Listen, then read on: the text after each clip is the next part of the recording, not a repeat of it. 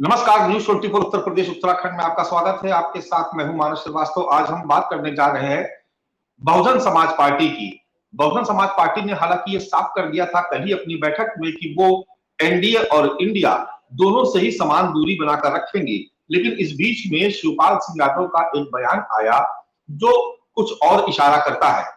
शिवपाल से जब ये सवाल पूछा गया मैनपुरी में कि क्या बसपा को इंडिया का हिस्सा बनना चाहिए, तो उन्होंने उल्टे ही बसपा पर यह आरोप लगा दिया कि पहले मायावती भाजपा से दूरी तो बनाए, उसके बाद विचार किया जा सकता है। लेकिन इन सब के बीच चाहे राष्ट्रीय लोक दल हो या समाजवादी पार्टी हो, उनके तमाम प्रवक्ता इस तरह की बात कहते रहे कि एनडीए को परास्त करने के लिए मायावती को इंडिया का हिस्सा बनना चाहिए, वरना उसके बगैर ये लड़ाई अधूरी है। ऐसे में मायावती की भूमिका को लेकर उत्तर प्रदेश में फिर से चर्चा शुरू हो गई है।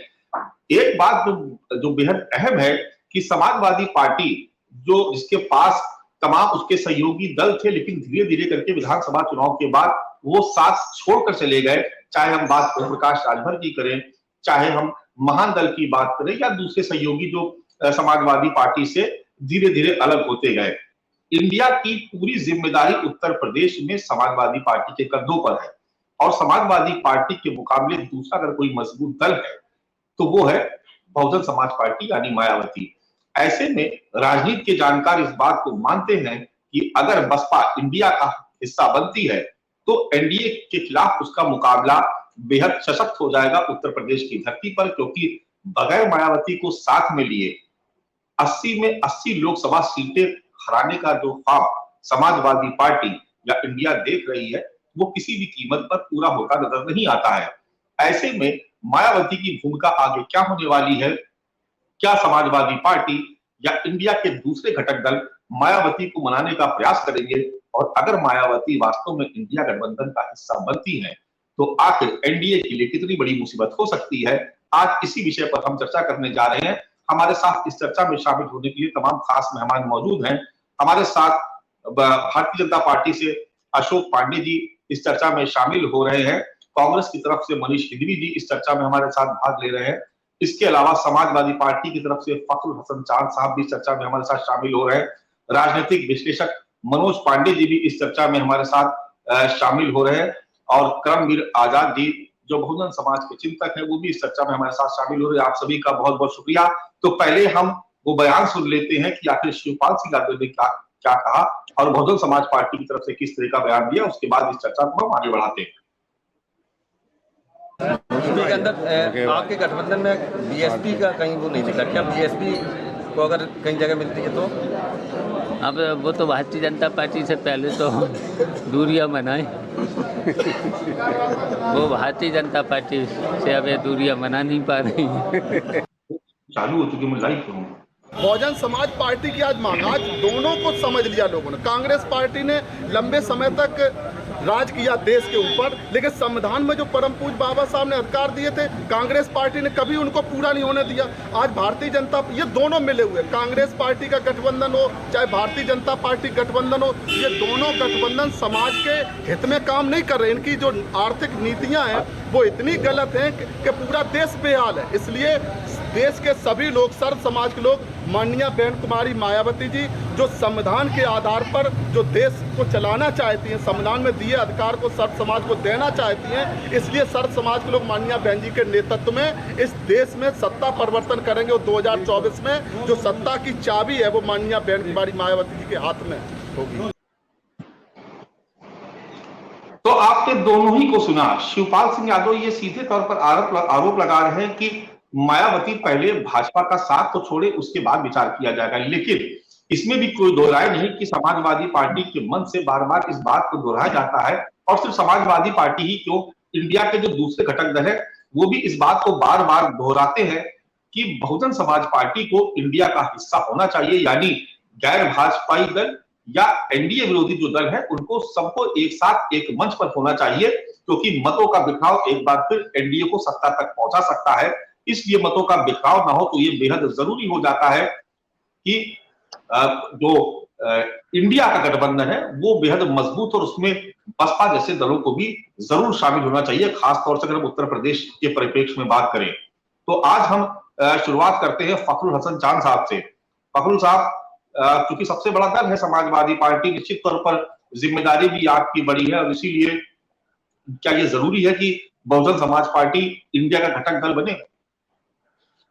देखिए, आदरणीय मायावती जी को ये तय करना, जिस तरीके से पूरे देश में, उत्तर प्रदेश में दलितों पे, पिछड़ों पे अत्याचार हो रहे हैं, अल्पसंख्यकों पे अत्याचार हो रहे हैं, और वो किसी से छुपे हुए नहीं है। तो अगर आदरणीय मायावती जी, वो उनको लगता है कि उनकी लड़ाई भारतीय जनता पार्टी के खिलाफ है, उस सरकार के खिलाफ है जो दलितों को उनका हक नहीं दे रही, पिछड़ों को, अल्पसंख्यकों पे को उनका हक नहीं दे रही है, तो निश्चित रूप से उनको ये तय करना पड़ेगा कि वो किस तरफ है। और क्या अगर वो आदरणीय मायावती जी अलग होकर चुनाव लड़ना चाहती है, तो निश्चित रूप से कहीं ना कहीं वो भारतीय जनता पार्टी को लाभ की स्थिति में रहेगा ही। लेकिन समाजवादी पार्टी और पूरा इंडिया गठबंधन चाहता है कि समान विचारधारा वाले दल वो एक साथ एक मंच पे आए।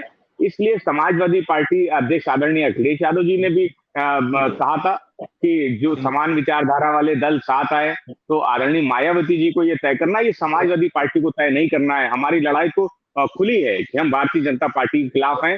आदरणीय अखिलेश यादव जी पूरे देश में घूम घूम के, जब इस इंडिया गठबंधन की चर्चा भी नहीं हुई थी, तो आदरणीय अखिलेश यादव जी कश्मीर से लेके कन्याकुमारी तक सब जितने भी देश के लीडर थे सबसे मिले थे। इसीलिए मिले थे कि समान विचारधारा वाले दल एक साथ आ जाए, जो वोटों का बिखराव हो वो पूरे देश में ना हो, केवल उत्तर प्रदेश ही नहीं पूरे देश में ना हो। तो ये मायावती जी वरिष्ठ नेता हैं, पुरानी हैं, कई बार मुख्यमंत्री रही हैं, तो हम सब उनका सम्मान करते हैं, और ये आदरणीय मायावती जी, उनके दल को ही तय करना है कि वो आगे की रणनीति उनकी क्या होगी। मनीष हिंदवी जी भी चर्चा में हमारे साथ शामिल है। मनीष जी, चलिए, समाजवादी पार्टी और बसपा में चूंकि तलखियां काफी पहले भी तलखियां थी, लेकिन एक कह सकते सियासी मजबूरी थी कि बुआ और भतीजे दोनों को साथ में आना पड़ा। लेकिन आपने देखा कि बीते लोकसभा चुनाव के बाद कैसे दोनों में अलगाव हुआ, और वो अभी तक दोनों तरफ से तलखियां बिल्कुल जारी है।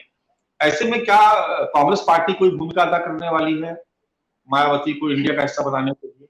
और अगर मायावती इंडिया की तरफ आती है तो क्या आपको नफा होगा, और अगर वो तटस्थ रहती है तो आपको क्या नुकसान हो सकता है? देखिए मानस भाई, सियासत अपनी जगह है और संविधान अपनी जगह।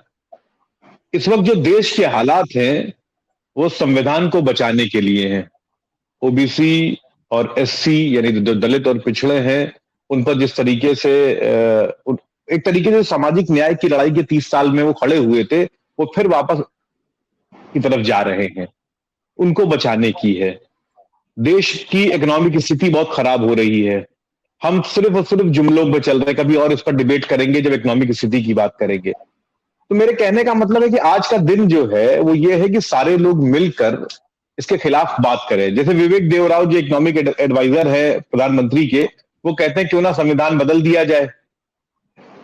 तो हालात यहां तक पहुंच गए हैं, प्रधानमंत्री कार्यालय में बैठा एक आदमी संविधान बदलने की बात करता है और प्रधानमंत्री और पूरी पार्टी खामोश रहती है, उसके बयान की निंदा भी नहीं करती, बाकायदा पेपर में काट कर लिखा उन्होंने। तो ये जो हालात हैं ये बहुत अच्छे नहीं हैं।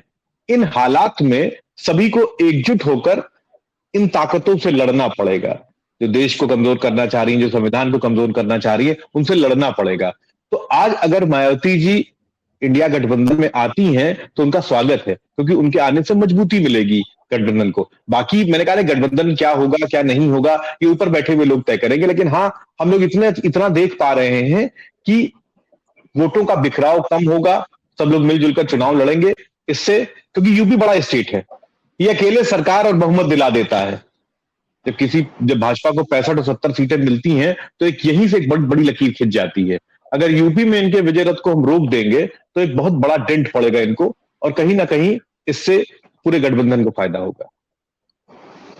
अशोक पांडे जी भी जुड़े हमारे साथ, भारतीय जनता पार्टी के प्रवक्ता हैं। शिवपाल सिंह यादव कह रहे हैं कि आपस में आप लोग फ्रेंडली मैच खेल रहे हैं, एक दूसरे को फायदा पहुंचाने के लिए ही आप लोग, ऊपर से तो भले ही आप लोग दिखाएं कि विरोधी हैं, लेकिन भीतर ही भीतर मायावती आपको फायदा पहुंचाती है। लोग तो भी कहते हैं कि बसपा आपकी बी टीम की तरह काम कर रही है।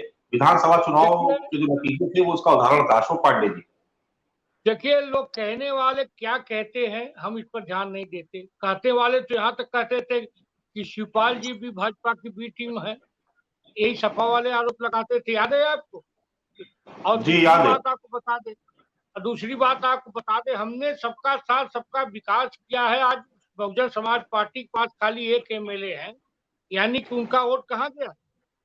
सीधे सीधे हमने अंतिम आदमी के घरों तक अन्न देने का काम किया। जनहित योजना में बैंकों की सीढ़ी चढ़ा, आयुष्मान योजना हो, चाहे गरीबों को मकान शौचालय हो, हमने दिया है, उनको मिला है। गरीब दलित बंधु को मकान मिला है प्रधानमंत्री आवास में, गरीब बंधु को शौचालय मिला है। जो पार्टी 70 सालों में इज्जत घर नहीं दे पाई थी, उनके लिए इज्जत घर मतलब खाली एक बेटा, एक माई, एक बेटी, एक घर जवाई, यही है कांग्रेस आई। बकिया किसी ने इज्जत घर नहीं दिया था। भारतीय जनता पार्टी सरकार आई तो उसने इज्जत घर दिया है। इसलिए हमारे जो बहुजन समाज पार्टी के मतदाता हैं निश्चित तौर पे हमारी तरफ हैं, इसमें कोई दो राय नहीं है। एक एमएलए जो जीता है उमाशंकर, वो निर्दल भी जीत सकते थे। दूसरी बात, मायावती के प्रति इन लोगों का बड़ा प्यार है। निश्चित तौर पे बुआ बबुआ का वह प्यार गेस्ट हाउस कांड में बदल गया। भारतीय जनता पार्टी के लोग न रहते तो बहन जी कहाँ रहती? क्या बहन जी इस बात को भूली है? वाह, प्यार फिर प्यार छाया है।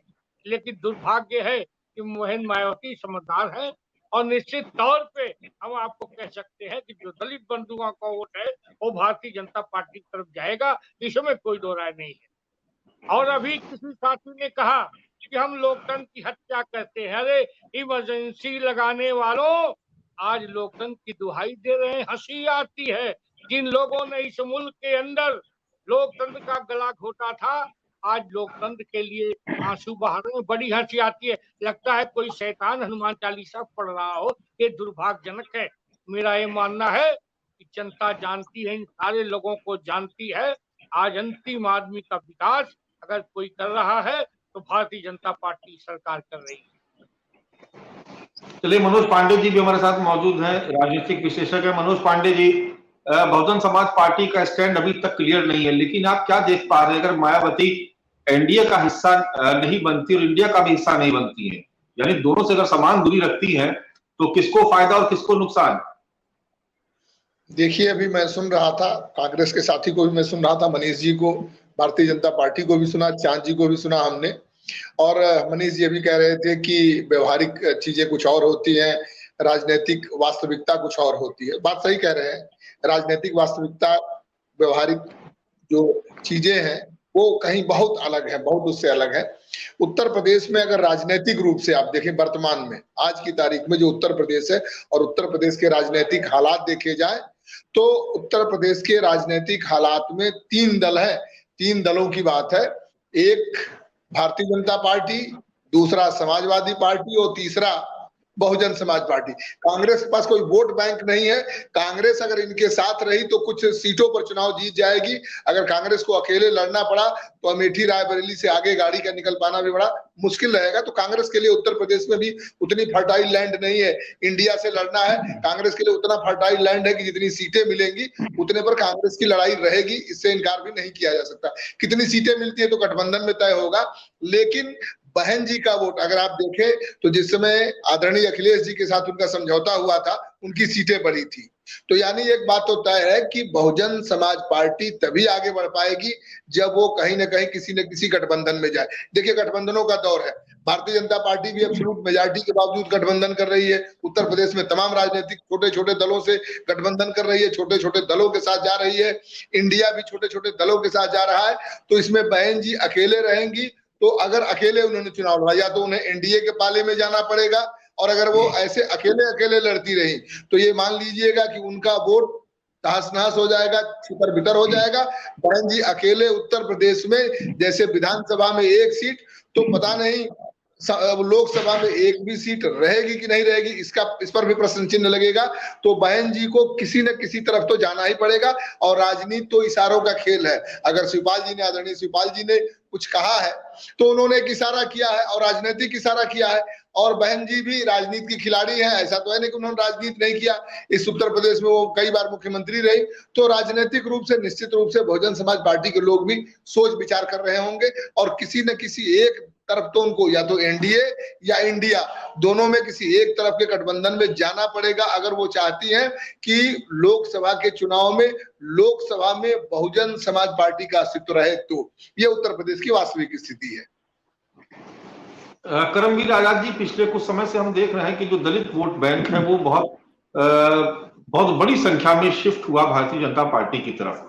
पिछले वर्ग पे भी बहुत फोकस रहा भारतीय जनता पार्टी का और उसका नतीजा भी रहा कि पिछला वर्ग भी बड़ी तादाद में जुड़ा। तो ये जो कॉम्बिनेशन बैठाया सवर्ण, दलित और पिछड़ों का, उसी के आधार पर भारतीय जनता पार्टी उत्तर प्रदेश में बार बार इतनी सीटें ले आती है जितनी सीटों को सोच पाना भी बाकी दलों के लिए मुश्किल हो रहा है।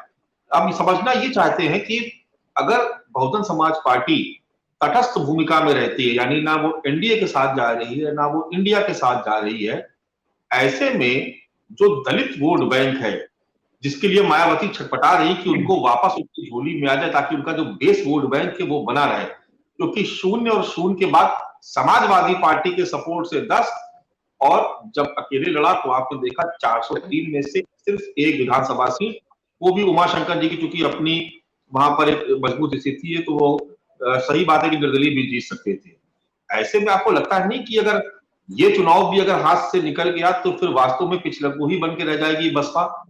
उसका जो अपना जो थोड़ा बहुत वोट बैंक बचा है वो भी पूरी तरीके से साफ हो जाएगा।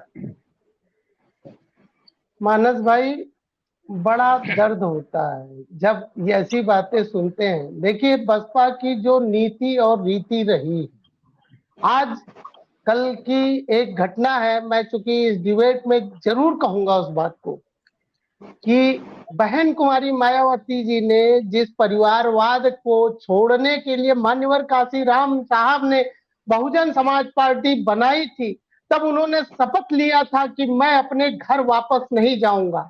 और मैं आपको एक छोटी सी कहानी उस महापुरुष का सुनाना चाहता हूं, समय अगर आप इजाजत दे, बहुत छोटी सी कहानी है। मैं उस महापुरुष ने जिसने बहुजन समाज पार्टी का निर्माण करने के बाद जब चंदे का पैसा इकट्ठा हो गया था, वो मान्यवर काशीराम साहब बॉम्बे से दिल्ली आए और जनवरी का महीना था। जनवरी के उस महीने में ये समझ लीजिए कि जैसे दिल्ली रेलवे स्टेशन पर वो उतरते हैं तो उनको ठंड महसूस होती है। वो पहाड़गंज में जाकर के जो एक दुकान में कोट की बात करते हैं तो कोट उस समय 1500 रुपए की मिलती। वो कहते भाई कोई और सस्ता दिखाओ, तो वो कहते हैं जाओ फुटपाथ पे ठेला वाला लगाया है, ठेले पे देख लो। ठेले वाले के पास जाते हैं, 700 रुपए की कोट मिलती है। वो कहते हैं नहीं, इससे भी सस्ता। तो ठेले वाला कहता है लाल किला के पीछे जो है, लाल किला के पीछे चोर बाजार है, वहां पे वो जो लावारिस क्लासों का कोट होता है वहां पे तुमको 100 रुपए में मिल जाएगा। और मान्यवर काशीराम साहब वहां से रिक्शा करके लाल किला के पीछे जाते हैं और 100 रुपए की एक मुर्दे की कोट पहनते हैं। उनके जेब में पैसा था, जनता का पैसा था, और उस महापुरुष ने वो मुर्दे की कोट पहन करके इस समाज को जगाने का काम किया। आज बहन मायावती जी का बड़ा कष्ट होता है कि यहाँ पे जो एक पैराशूटर, एक ग्रास रूटर, आज जो है आकाश आनंद वो जो है बयान दे रहे हैं कि चंद्रशेखर रावण कौन है, मैं नहीं जानता हूँ, इनको पैराशूट से उतार दिया गया। तो वो इस तरीके की, तो ऐसी पार्टी का विनाश नहीं होगा तो क्या विकास होगा? मानस भाई, ये बहुत कष्ट की बात है, दर्द है अंदर का। और ये मैं बता दूं आपको, ये दिल में दर्द होता है कि पैराशूटर उतार करके, अरे जिन्होंने सतुआ खा खा करके पार्टी को जिंदा किया, वो बहुजन समाज पार्टी का क्या वो कार्यकर्ताओं की मनोदशा क्या होगी बताइए मानस भाई? जो कैसी कैसी स्थिति में, कैसी कैसी विषम परिस्थितियों में रह करके बहुजन समाज का निर्माण किया। मान्यवर काशीराम को अगर एक गेंदे का फूल मिला वो भी गुलदस्ते में सजाया, अगर उनको एक बेशर्म का फूल मिला उसको भी सजाया अपने गुलदस्ते में, चमेली का फूल मिला उसको भी, लाल पीला नीला हरा जितने फूल मिले सबको उन्होंने एक गुलदस्ते में सजाने का काम किया था मान्यवर काशीराम साहब ने। और 2006 में, 6 के बाद नहीं रहे मान्यवर काशीराम, तो बहन जी ने उन फूलों को निकाल निकाल करके गुलाब बटोरने का जो काम किया है, उसकी वजह से बहुजन समाज पार्टी का आज ये पतन का कारण है। और मैं बता दूं, विचारधारा से बहुजन समाज पार्टी बिल्कुल विमुख हो चुकी है। और मैं बसपा समर्थक हूं, लेकिन मायावती समर्थक नहीं हूं। मैं बसपा समर्थक हूं, इसलिए मेरे अंदर वेदना है, दर्द है। इसलिए दर्द है कि जिस पार्टी के लिए हम लोगों ने खून पसीना बहाया, आज उस पार्टी को किस तरीके से बेचा जा रहा है, खोजा जा रहा है, नोचा जा रहा है। आज बहुत बड़ी बड़ी बातें कहना नहीं है, आज धरातल पर उतर करके देखने की बात है। और रही बात माननीय शिवपाल यादव जी की या माननीय अखिलेश यादव जी की या इंडिया गठबंधन की, मैं बता दूं आपको, बसपा में जो वोटर हैं, दलित वोटर हैं, वो मान्यवर काशीराम के सींचे हुए पौधे, वो मर जाएंगे लेकिन अडिग नहीं होंगे। मानस भाई, आप ये समझ लीजिए। और हमारे अशोक वाजपेयी जी, अशोक पांडे जी बड़ी बड़ी बातें कर रहे हैं कि दलित हमारी तरफ। अरे आप तो पूरे पूरे दलित विरोधी हैं। आप कैसी बात करते हैं? भारतीय जनता पार्टी के लोग, कहां पे आपने दलितों का उत्थान कर दिया? आप बात करते हैं जीरो टॉलरेंस की। अरे कहां है भाई जीरो टॉलरेंस? एक विभाग बताइए मुझे, एक सिंगल विभाग बताइए जिसकी दावा ठोकते हैं आप। एक सिंगल विभाग बता दीजिए उत्तर प्रदेश में जहां पर जीरो टॉलरेंस की पॉलिसी फॉलो होती हो। बात करना आसान है। ये तरीके से कोई बेवकूफ बना करके आप जनता का वोट बटोर सकते हैं। जितना गुमराह कर पाइए करते रहिए। और समाज नहीं समझ रहा है, वो समाज की गलती है। चलिए करमवीर जी, राघवेंद्र द्विवेदी जी हमारे साथ मौजूद है। राघवेंद्र जी, क्या लग रहा है उत्तर प्रदेश में दलित वोट बैंक मायावती के साथ जो इंटैक्ट था अभी तक, धीरे धीरे काफी हद तक तो सेंधमारी भारतीय जनता पार्टी कर ही चुकी है। अगर मायावती एनडीए और इंडिया दोनों से ही दूरी बना के रखती हैं तो दलित वोट बैंक किधर जाएगा? क्या और शिफ्ट हो जाएगा मायावती की तरफ से भारतीय जनता पार्टी की तरफ, या आपको लगता है कि पिछड़ा दलित और अल्पसंख्यक का जो पीडीए का फार्मूला लेकर के समाजवादी पार्टी या इंडिया का गठबंधन आगे बढ़ रहा है तो कहीं उस तरफ भी शिफ्ट होने की संभावना है? और मायावती का आगे क्या होने वाला है? मानस जी, पहले तो आपको आभार कि आज आपने मुझे भूला नहीं, 22-23 मिनट में ही मुझे याद कर लिए। तो देखिए, मायावती जो है ना, मायावती जी बहुत सुलझी हुई महिला के साथ साथ उत्तर प्रदेश की कई बार मुख्यमंत्री रह चुकी हैं।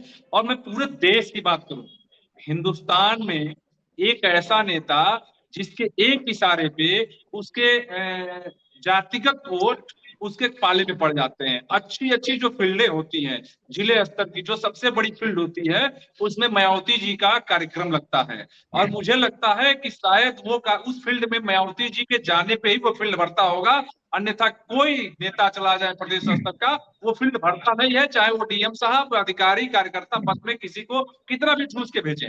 तो मायावती जी अपने वर्ग में जिस वर्ग से आती है। राघवेंद्र जी, ये बात तो 2014 से पहले की है ना।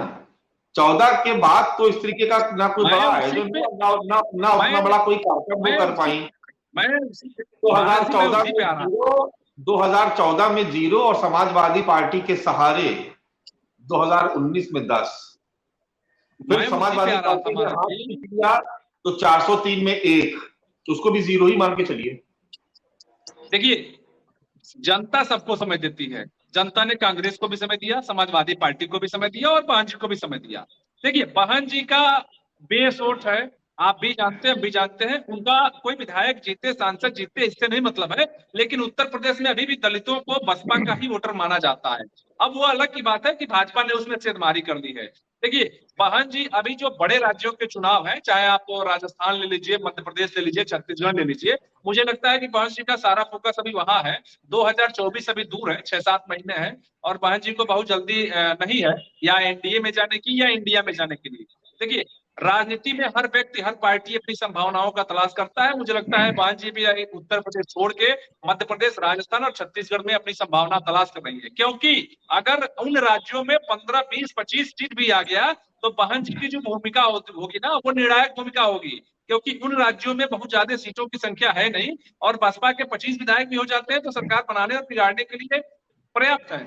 इसी को मद्देनजर रखते हुए उन्होंने अपने भतीजा को वहां लॉन्च भी कर दिया है कि आप जाइए वहां। अभी देखिए, जल्दी कुछ ही दिन हुआ, अभी मध्य प्रदेश में कार्यक्रम हुआ, तो इसको देखते हुए बहन जी भी शांत है।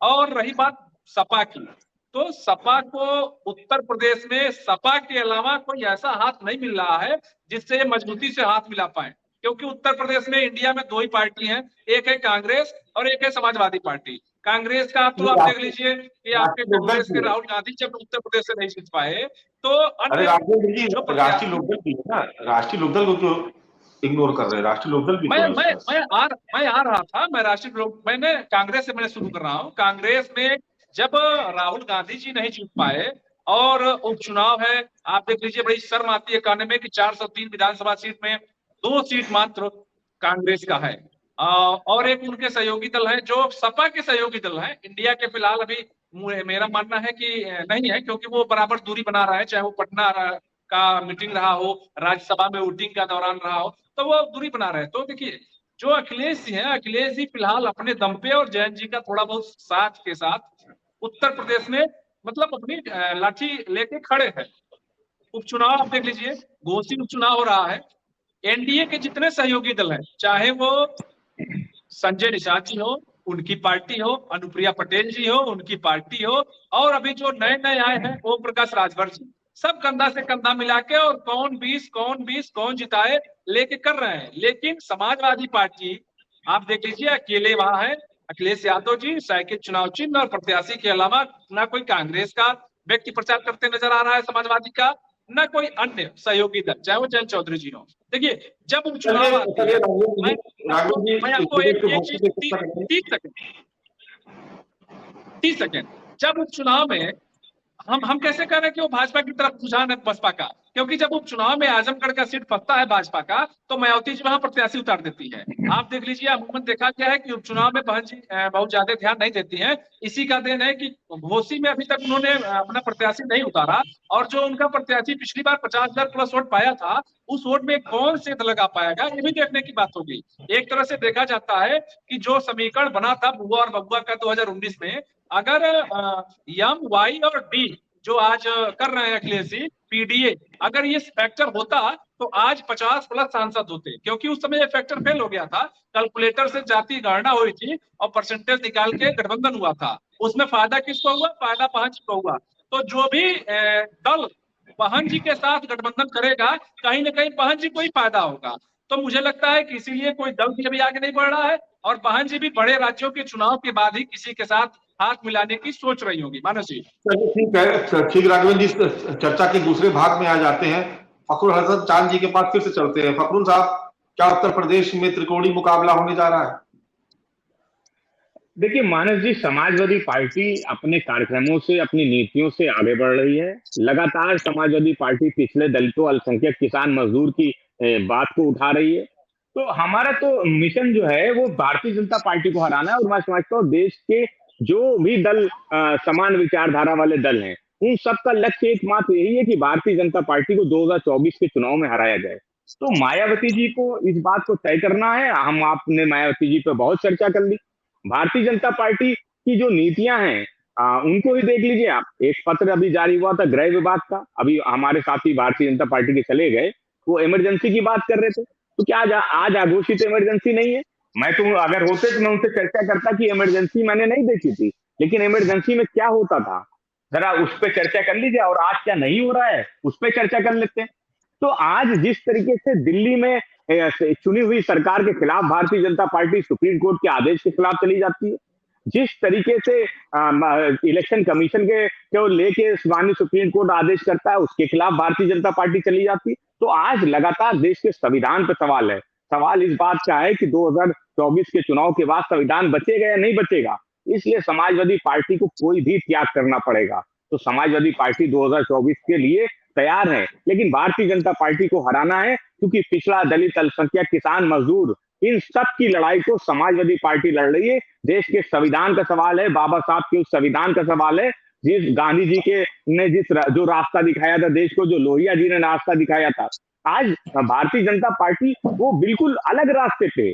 तो देश के संविधान को बचाने के लिए समाजवादी पार्टी को कोई भी त्याग देना पड़ेगा मानस जी। तो हम बिल्कुल तैयार हैं। आदरणीय मायावती जी के अगर इंडिया गठबंधन में आएंगी तो उनका स्वागत है, लेकिन अगर वो एकला चलो की नीति पे चलती हैं तो समाजवादी पार्टी की अपनी नीतियां हैं, अपने कार्यक्रम हैं। जो दूसरे दल हैं समाजवादी पार्टी के, इंडिया गठबंधन के साथी हैं, वो भी आने वाले समय में उत्तर प्रदेश में अपने कार्यक्रम चालू करेंगे। जैसे कि हमारे एक साथी कह रहे थे कि अगर इंडिया गठबंधन के दूसरे साथी उत्तर प्रदेश में कार्यक्रम करते नजर नहीं आ रहे हैं, तो सितंबर अक्टूबर में इंडिया गठबंधन के सभी साथी उत्तर प्रदेश में कहीं ना कहीं किसी न किसी में आपको सक्रिय नजर आएंगे। और 2 महीने बाद, जब हम आज आप चर्चा कर रहे हैं, 2 महीने बाद हम अगर नवंबर और दिसंबर में इस पे चर्चा करेंगे तो हम समझते हैं तस्वीर बहुत साफ होगी, चाहे वो बसपा का सवाल हो या इंडिया गठबंधन का सवाल। चलिए मनीष सिंघवी जी के पास चलते हैं एक बार फिर से। मनीष सिंघवी जी, आज अजय राय जी ने विधिवत पदभार भी अपना ग्रहण कर लिया और ये भी कहा जा रहा है कि आने वाले समय में वो कई सारे कार्यक्रम भी लगाने जा रहे हैं। एक तरीके से कांग्रेस का संगठन को उत्तर प्रदेश में खड़ा करने की भी बात हो रही है। कांग्रेस के पास अपना जो वोट बैंक है और प्लस अगर समाजवादी पार्टी का वोट बैंक, अगर इन दोनों को हम जोड़ भी दें तो भी जिस लक्ष्य को लेकर के भारतीय जनता पार्टी चल रही है, यानी 50% से ज्यादा का इस बार का उसका लक्ष्य है कि हम उतना हमारा मत प्रतिशत हमारा हो जाएगा। ऐसे में आपको लगता है कि अगर मुकाबला त्रिकोणीय होता है उत्तर प्रदेश में तो नुकसान इंडिया को ज्यादा है, एनडीए को कम? महाराज जी देखिए, देश की जनता बहुत समझदार है। वो ये समझ रही है कि अब बदलाव का समय है। बात अब सिर्फ ये नहीं कि मेरा वोट बैंक कितना है, उनका वोट बैंक कितना है, हम जोड़कर एक साथ हो रहे हैं कि नहीं हो रहे हैं। बात सिर्फ ये है कि अब भाजपा का वोट बैंक टूटेगा, क्योंकि मैंने कहा नहीं कि आप, और उसकी शुरुआत हो चुकी है, कर्नाटक से, हिमाचल से उसकी शुरुआत हो चुकी है। आज अजय राय जी आए हैं और आपके पास सूचना होगी ही कि किस तरीके से हजारों लोगों की भीड़ उनके स्वागत में वहां से लेके कार्यालय तक है। मैं अभी कार्यालय से ही सीधे आ रहा हूं। एक लंबा रास्ता मुझे पैदल तय करना पड़ा क्योंकि गाड़ियां सब जाम में लगी हुई थी। अजय राय जी जमीनी नेता हैं और अगले ही कुछ दिनों में आपको सारा जो ब्लूप्रिंट है वो दिख जाएगा कि किस तरीके से जमीन पर चलकर हम काम करने को तैयार हैं। जो आज की डेट में सबसे महत्वपूर्ण मसला है, जो मैं बार बार कह रहा हूं कि इस वक्त चाहे वो दलित हो चाहे पिछड़े हो, हमें संविधान बचाने की पहल करनी है, क्योंकि कोई भी चीज यूं ही नहीं आती है।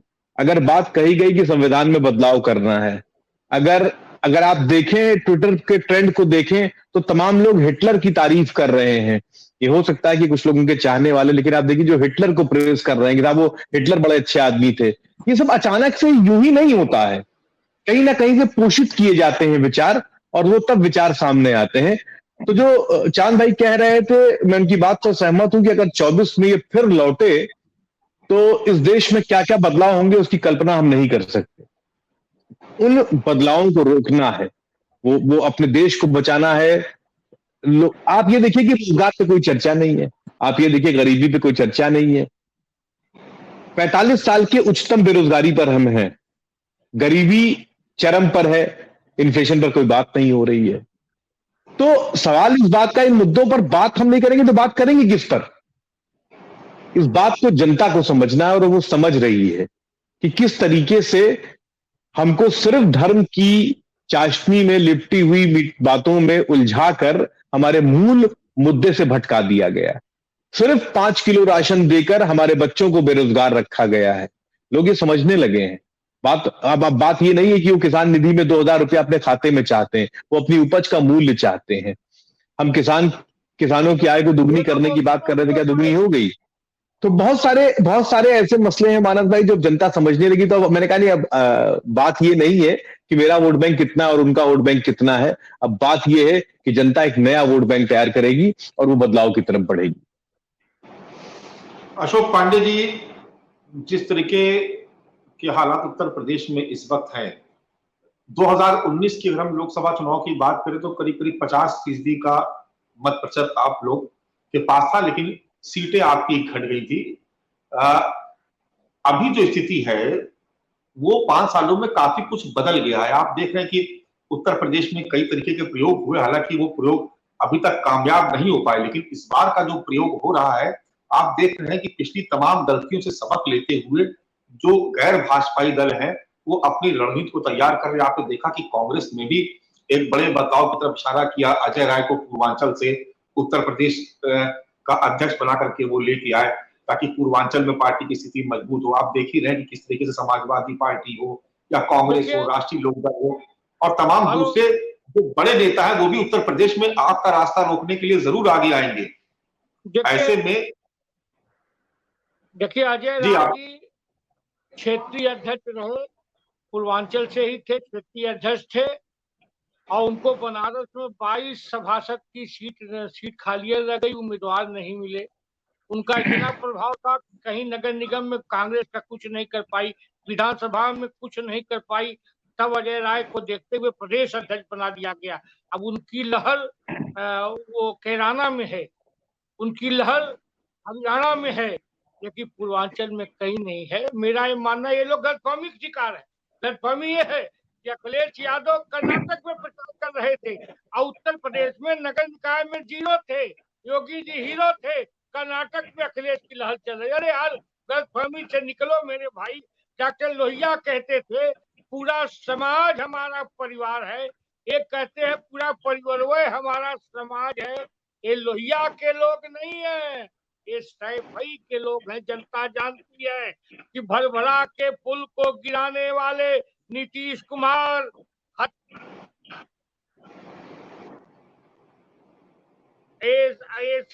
चारा चोर एक जगह खड़े हैं, चोर मचाए शोर। उत्तर प्रदेश की, हिंदुस्तान की जनता जानती है ये कौन लोग हैं। इन्हें इस बार सबक सिखाएगी जनता। लोकतंत्र की बात कांग्रेसी करेंगे, जो इमरजेंसी इस मुल्क के अंदर लगाए थे। हंसी आती है, इस बार हम 80 की 80 सीटें जीतेंगे, हरा के दिखाएंगे। अखिलेश यादव खाली ट्वीट करके चीट करने का काम कर रहे थे, उनको जनता ने मुंह तोड़ जवाब विधानसभा में भी दिया, नगर निकाय में भी दिया, इस बार फिर देगी। नहीं मानव जी, ये झूठ बोल के जा रहे हैं, इसलिए मैं 10 सेकंड में अपनी बात कहूंगा। नगर निगम का आपने चुनाव का परिणाम देखा था क्या? आप मेयर के चुनाव को नगर निगम का परिणाम मानते हैं? जो ग्रामीण क्षेत्र में समाजवादी पार्टी जीती है, सुन लीजिए।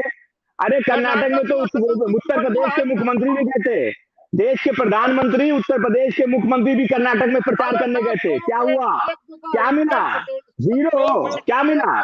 अरे उत्तर प्रदेश के मुख्यमंत्री भी गए थे, कर्नाटक गए थे ना, प्रधानमंत्री भी गए थे ना, कौन कौन से नारे लगाने थे सब देखा गया था। क्या मिला था? आप क्या झंडे गाड़ के आए कर्नाटक में? अरे आप क्या करके आए हो भाई? क्या करके आए हो? विज्ञापन छापते हो, महिला के साथ की घर दिया, बाद में पता चलता है महिला कहती मुझे कोई घर नहीं मिला। किसान को लेके आते हो, बताते हो कि इनकी आय दुगनी हो गई, किसान से पूछा जाता है तो पता चलता है कोई आय दुगनी नहीं हुई। झूठ का प्रचार करना जानते हो और इमरजेंसी की बात कर रहे हो, इमरजेंसी की बात कर रहे हो। एक गृह विभाग का पत्र जारी हुआ मीडिया के लिए, अब तो आपसे अनुमति लेके बोलना पड़ेगा। मानस भाई नहीं बोल पाएंगे, आपको जवाब हम ही लोग दे पाएंगे। उनके लिए तो गाइडलाइन आ गई है, सरकार के खिलाफ आप बोल नहीं सकते। आप इमरजेंसी की बात करोगे, किस से इमरजेंसी की बात करोगे? आपने तो मीडिया के मुंह पे ताला लगा दिया है कि उनसे तो आपसे पूछ के बात करनी पड़ेगी, आपसे परमिशन लेनी पड़ेगी, और इमरजेंसी की बात कर रहे हो आप। कैसे बेशर्मी से बैठ के इमरजेंसी की बात कर लेते हो आप? अरे कैसे किसानों पे गाड़ी चढ़ा रहे हो, कैसे पिछड़ों को हक को खाने का काम कर रहे हो। केवल भाषणबाजी, केवल झूठ मैनेजमेंट, केवल विज्ञापन, केवल टेलीविजन, इनसे जीतना जानते। केवल झूठ, केवल झूठ, केवल झूठ, केवल झूठ, केवल झूठ, केवल झूठ, केवल झूठ, केवल झूठ, केवल झूठ बोलना जानते हो। केवल झूठ, केवल झूठ। कर्नाटक में देश के प्रधानमंत्री उत्तर प्रदेश के मुख्यमंत्री कर्नाटक में देश के प्रधानमंत्री उत्तर प्रदेश के मुख्यमंत्री झंडे गाड़ के आए, झंडे गाड़ के आए ना कर्नाटक में। अशोक पांडे जी और प्रफुल्ल जी प्लीज शांत हो जाइए। मनीष सिंघवी जी कुछ कहना चाह रहे, 2 मिनट को सुन लेते, फिर मनोज पांडे जी के पास जाएंगे। मैं सिर्फ इतना कहना चाह रहा हूं कि आदरणीय पांडे जी बार बार इमरजेंसी की बात कर रहे हैं, इनसे एक बार राय लीजिए कि जो विवेक देवराय ने आर्टिकल लिखा कि संविधान को बदल देना चाहिए, उस पर इनका क्या विचार है? क्योंकि वो प्रधानमंत्री के आर्थिक सलाहकार हैं, प्रधानमंत्री कार्यालय में बैठते नहीं, प्रधानमंत्री के बगल बैठते, बहुत करीबी। अशोक ये सवाल पूरा हो जाने दीजिए, आप इतना नाराज क्यों हो रहे हैं? अरे भाई का फैसला था साबानों में, लेकिन तुष्टीकरण के चलते संविधान में संशोधन हुआ। ये मिक्स कर दे रहे हैं बातों को, उनसे पूछिए संविधान बदलने की बात कर रहे हैं, मिक्स कर दे रहे हैं। कोर्ट में ये मायूसी इनसे लेके इनके प्रधानमंत्री के चेहरे तक पर है। उन दोनों कबलों को स्थानांतरित नहीं किया क्योंकि मुसलमान नाराज हो जाएंगे। कितना संविधान में निकलेंगे ये चुनाव अंत में इसी मुद्दे पे लड़ेंगे मानस भाई। वही हिंदू मुसलमान फिर आ गए मुसलमान पर। ये इनसे बात कहीं करिए, ये जवाब मुसलमान पे देंगे। आप कहीं करिए, जवाब मुसलमान पे।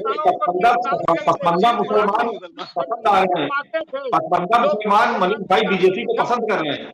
काफी भीड़ आ जाती है सम्मेलन में।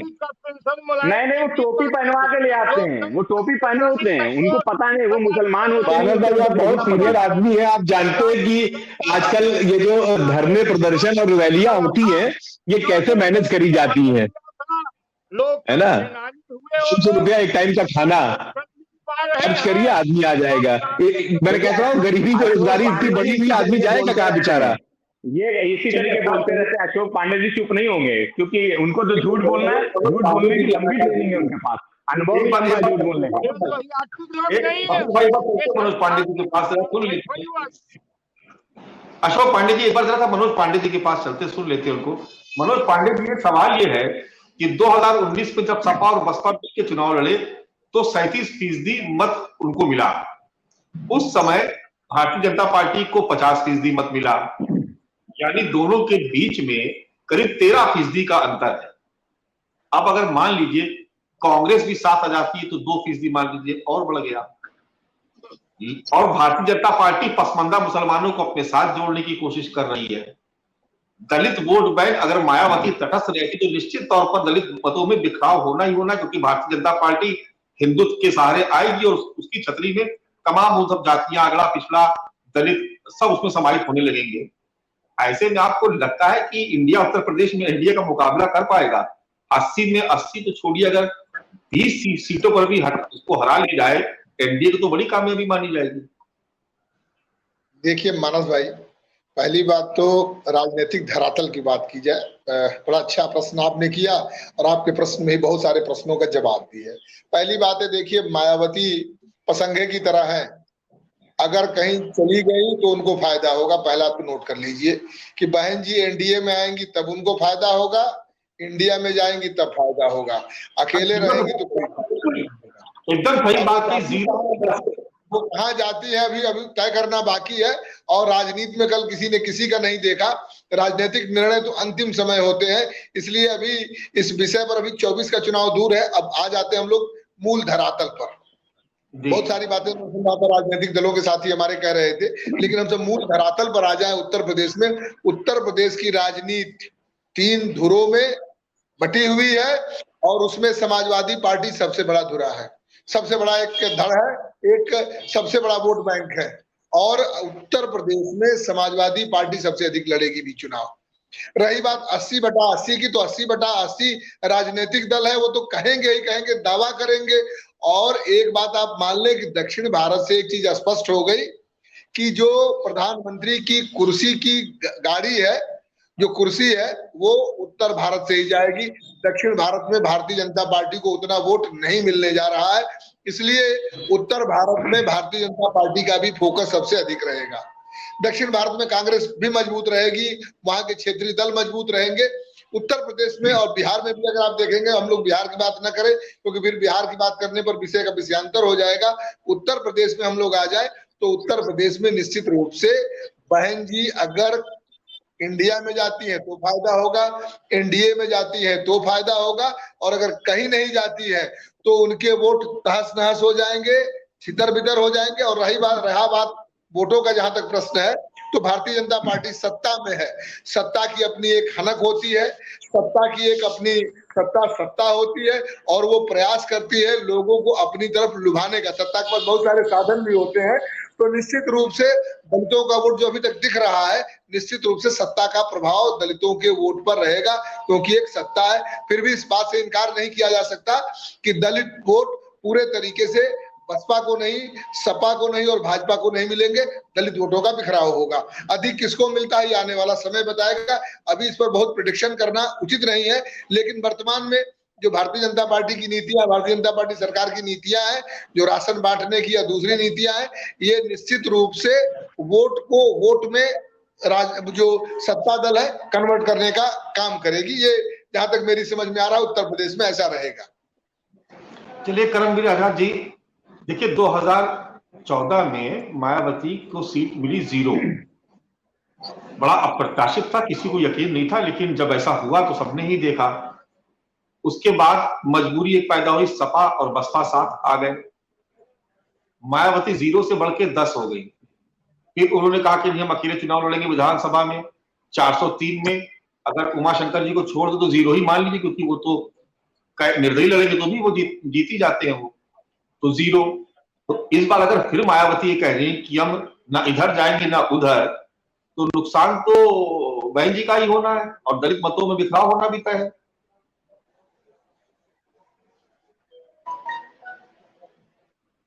जी मानस भाई, इसमें निसंदेह चूंकि जो चिंता व्यक्त कर रहे हैं हमारे यहाँ पे बैठ करके लोग, वाकई में अगर बहुजन समाज पार्टी ने अगर चाहे वो एनडीए के साथ जाए या इंडिया के साथ जाए, अगर ये शिफ्ट नहीं होती है तो ऐसी स्थिति में जो है दलितों का बिखराव होगा। लेकिन एक चीज मैं आपको और बता दूं मानस भाई कि ऐसा नहीं है कि उसकी सेकेंड लाइन तैयार नहीं हुई है। सेकेंड लाइन के रूप में मैं आजाद समाज पार्टी का समर्थक नहीं हूं, लेकिन आप उसको इग्नोर भी नहीं कर सकते। एक चीज मैं आपको बता दूं, दलितों का वोट भले ही बहुत कम मात्रा में शिफ्ट हुआ था, क्योंकि वो मान्यवर काशीराम साहब के पैटर्न पर चंद्रशेखर रावण भाई काम कर रहे हैं। उन्होंने, मान्यवर साहब ने ये कहा था, पहला चुनाव हारने के लिए, दूसरा हराने के लिए और तीसरा जीतने के लिए एक सूत्र दिया था मान्यवर काशीराम साहब ने। और मैं आपको सोहनलाल द्विवेदी की एक कविता मुझे याद आती है कि असफलता एक नहीं, सॉरी, लहरों से डरकर नौका पार नहीं होती, कोशिश करने वालों की कभी हार नहीं होती। नन्ही सी चींटी जब दाना लेकर चलती है, चढ़ती दीवारों पे 100 बार फिसलती है।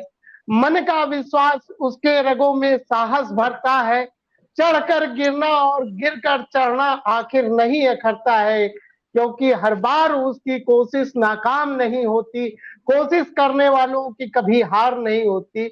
इसमें जो अंतिम पंक्ति है मानस भाई, बहुत ही प्रेरणादायक है और हर दलों को इससे सीखना चाहिए। असफलता एक चुनौती है, उसे स्वीकार करो, क्या कमी रह गई सोचो और सुधार करो। जब तक ना कामयाब हो नींद चैन त्यागो तुम, संघर्ष का मैदान छोड़कर मत हो तुम, क्योंकि बगैर कुछ किए जय जयकार नहीं होती, कोशिश करने वालों की कभी हार नहीं होती। ये सोहनलाल द्विवेदी की जो पंक्ति पढ़ने का मेरा उद्देश्य था मानस भाई, कि अभी ऐसा नहीं है कि ये धरती वीरों से खाली है, केवल बहन कुमारी मायावती जी को एक विरासत में मिल गई और उन्होंने संघर्ष किया। उस विरासत को सजोने और संवारने की जरूरत है। तो आज जो आकाश आनंद को बहन कुमारी मायावती जी ने जो प्रमोट किया है, क्या ये अच्छा है? संघर्ष करते हैं, उसमें सभी संघर्ष करके आए, बीजेपी भी 2 से यहाँ तक पहुंची। लेकिन एक बाइट अभी एक बयान शिवपाल सिंह यादव का आया फतेहपुर में, उन्होंने बोला है, इसका सवाल का जवाब हम अशोक पांडे जी से ले लेते हैं। शिवपाल जी ने कहा है, एक बयान आया है, आप लोग सबके पास थोड़ी देर में पहुंच ही जाएगा। वो कह रहे हैं कि मायावती सीबीआई और ईडी से डरती है, यानी इशारा साफ है कि आप बहन जी तो आना चाहती हैं, लेकिन सीबीआई और ईडी इनको आने नहीं दे रही है। अशोक पांडे जी, एक नई तरीके का ये चलन शुरू हो गया है, सीबीआई और ईडी का हंटर। देखिए भाई, शिवपाल जी तो ये बात कहेंगे ही। मेरा ये मानना है कि लोगों कुछ तो लोग कहेंगे, लोगों का काम है कहना। छोड़ो बेकार की बातों में, हम लोग बेकार की बातों में समय नहीं देते। शिवपाल यादव जी के ऊपर खुद आरोप लगा था कि वो भाजपा के एजेंट हैं, सपा वाले कह रहे थे। मेरा ये मानना है, इस आरोप लगता रहेगा।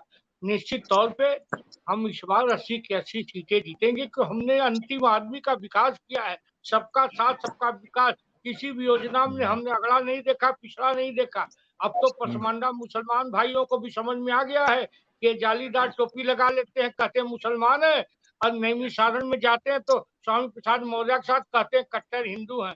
इनको हिंदू भी समझ गया है, मुसलमान भी।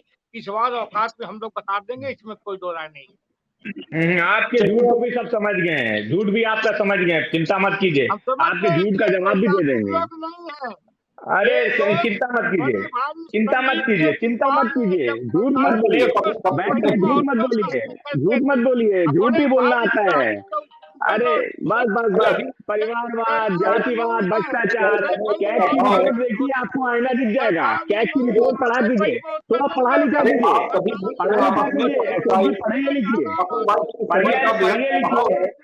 अरे 250 करोड़ रुपए की सड़क बना रहे हो, एक किलोमीटर 250 करोड़ की सड़क बना रहे हो, और अरे ठीक है, झूठों को जवाब मिलेगा, इंतजार करें, झूठों को जवाब मिलेगा, झूठों को जवाब मिलेगा, झूठों को जवाब मिलेगा, झूठों को जवाब मिलेगा।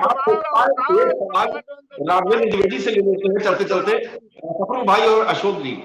राघवेंद्र जी छोटा सा जवाब चाहते हैं क्योंकि समय खत्म हो चुका है। क्या सीबीआई और ईडी उत्तर प्रदेश में जो लोकसभा चुनाव 80 सीटें होने जा रही, क्या वो भी एक मुद्दा रहेगा? क्योंकि शिवपाल सिंह यादव कह रहे हैं कि मायावती को सीबीआई और ईडी से खौफ है, तो क्या सीबीआई और ईडी कोई मुद्दा बनने जा रहा है? अगर बीजेपी के परिप्रेक्ष्य में बात करें तो इशारा साफ है कि वो डर के मारे नहीं आ रही है, और विपक्ष के पास इस बात का हथियार है कि सीबीआई और ईडी का दुरुपयोग कर रही है भारतीय जनता पार्टी।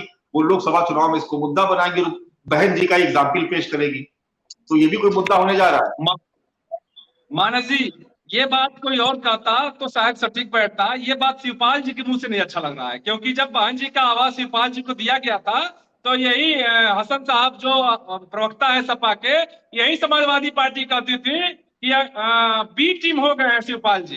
तो शिवपाल जी को तो फिलहाल इन बातों को नहीं कहना चाहिए। देखिए, इसी तरह अटल जी के ऊपर उस समय यूपी में हत्या करते थे, मुख्यमंत्री तो अभी भी तारीफ करते शिवपाल जी की, कई बार कह चुके कि अखिलेश से कि आपको अपने चाचा से सीखना चाहिए, बहुत समझदार व्यक्ति हैं। चाचा तो उन्होंने कहा भी, अब आप समझ लीजिए कि 2032 तक आने वाली नहीं, नया ठिकाना ढूंढ लीजिए आप। तो वो तो मुख्यमंत्री कई बार इशारा कर चुके हैं। मानस जी, जब अटल जी की अंतिम सरकार थी और लोकसभा में सरकार उनकी गिर गई, तो यही अच्छा आस लगा रहे थे यूपीए के लोग कि अब क्या करेंगे। आज देखिए, किसी के ऊपर राजनीति में हर व्यक्ति संभावना तलाशता है, और कब किस पार्टी की दशा बदल जाए कोई नहीं जानता है। कांग्रेस को जब मनमोहन सिंह जी की 2004 में प्रधानमंत्री बने, फिर 9 में आए, तो ऐसा लग रहा था राहुल गांधी जी को कि अब तो कोई है ही नहीं है, हम तो जिस दिन चाहेंगे प्रधानमंत्री बन जाएंगे। लेकिन दशा देख लीजिए, आज प्रधानमंत्री बनने के लिए उनको अलग अलग राज्यों के अलग अलग मुख्यमंत्री और अलग अलग नेताओं को एकजुट करना पड़ रहा है कि किसी तरह मैं प्रधानमंत्री बन जाऊं।